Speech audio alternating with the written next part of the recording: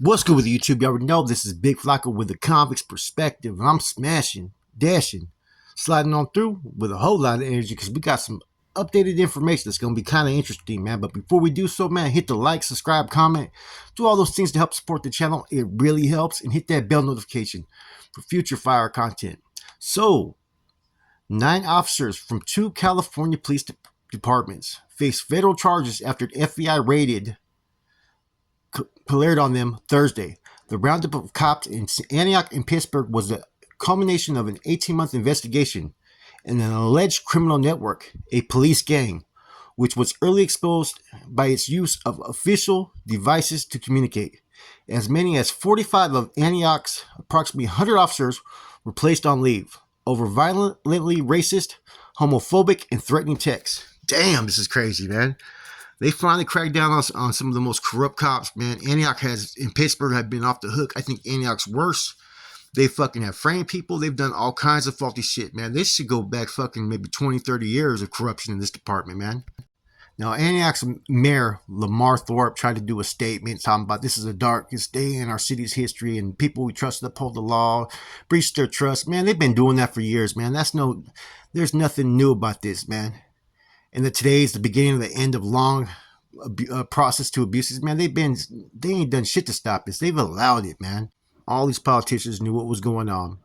Like I said, anybody that lives in Antioch knows the Antioch Police Department are corrupt, man. They're not about protecting their residents or serving the community. You know, it's a whole different type of atmosphere out there in Antioch. You have to live out there to understand it. So the charges include conspiracy to distribute narcotics, guys. Man, they were doing some shit. Falsifying records, right? Corruption, civil rights violations, obstructions of justice. In court immediately were Mortezi Amiri, Patrick Baran, Ernesto Orozco, Samantha Peterson, Brawley Jalapa, Erica Rumbo, and Timothy Williams. Daniel Harris and Amanda Theodosi were also charged. See, I remember all this got out when the probe started as far back as 2022 when somehow they got a tip from some police officers, right?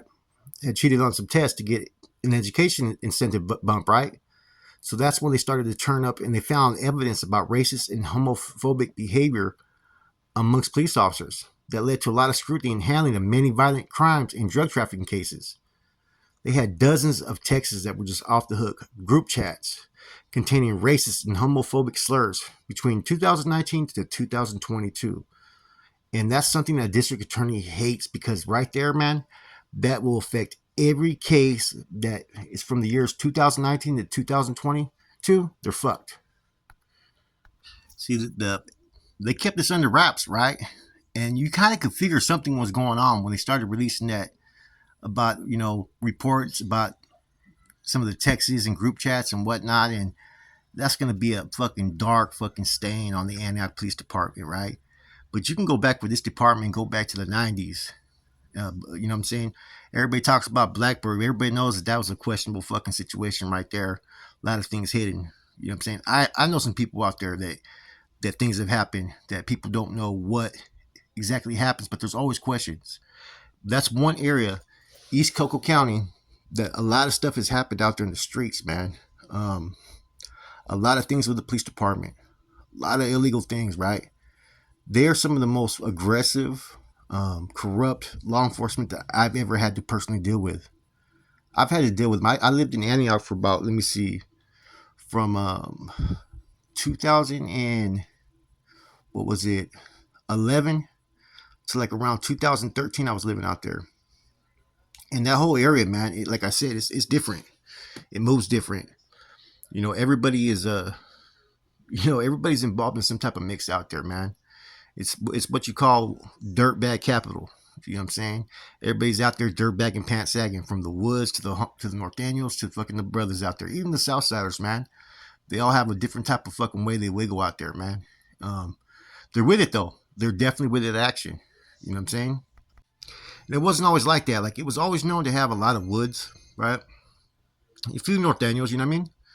Most of the brothers were at that point. They were from in the low, right? The Pueblo projects. Then you got the Bully. Then you got 10th Street and all that, right? But what had happened, right, is slowly everybody started moving over there off of Sycamore. And you had people coming from Oakland, Vallejo, Richmond. All these different cities were moving out there because it was a new money spot, new way to get money. So everybody was out there hustling on the grind. And so Antioch, like I said, it has its traditional like homegrown residents, but a lot of the residents, especially in the Sycamore Lemon Tree area, they all came from other cities.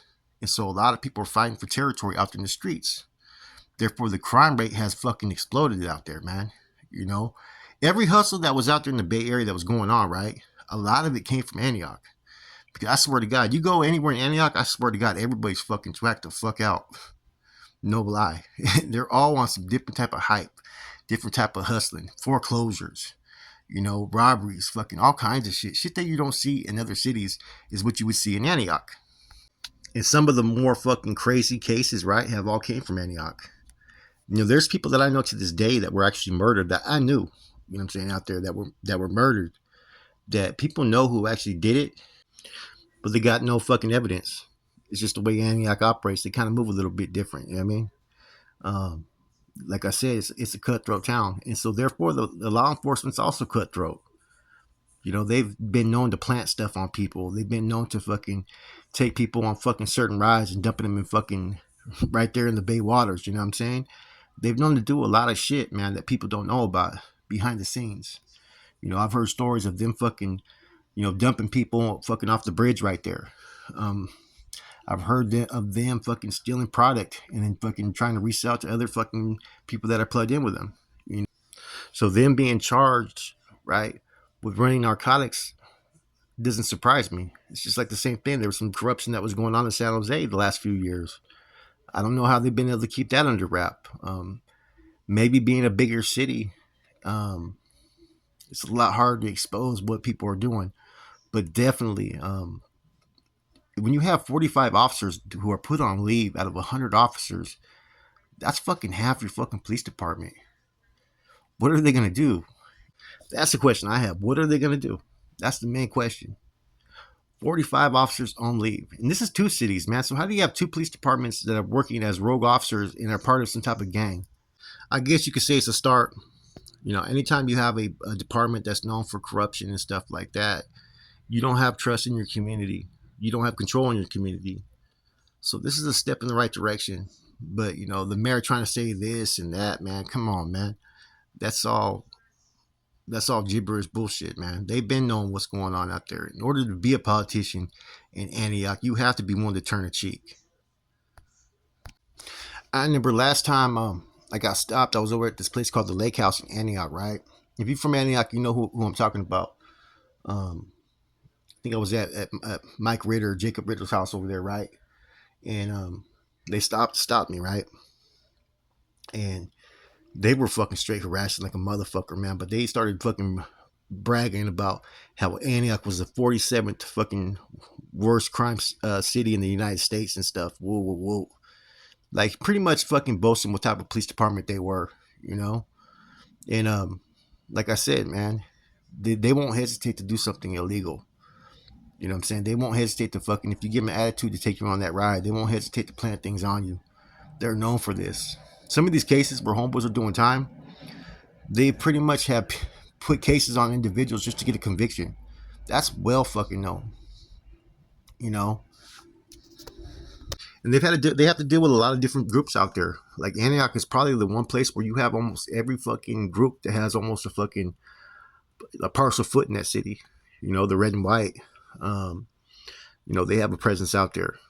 North Daniels, Sudanos, the Woods. Fame's a pretty big white faction. That's like a jail prison type of gang almost, but also in the streets. So, like I said, a lot of stuff goes on out there in fucking Antioch.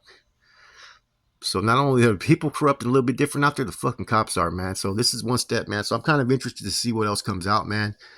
How many convictions and what they're going to do. Now, if they consider this group a gang, I wonder if a name's going to come out, a recruitment process. Who knows, man?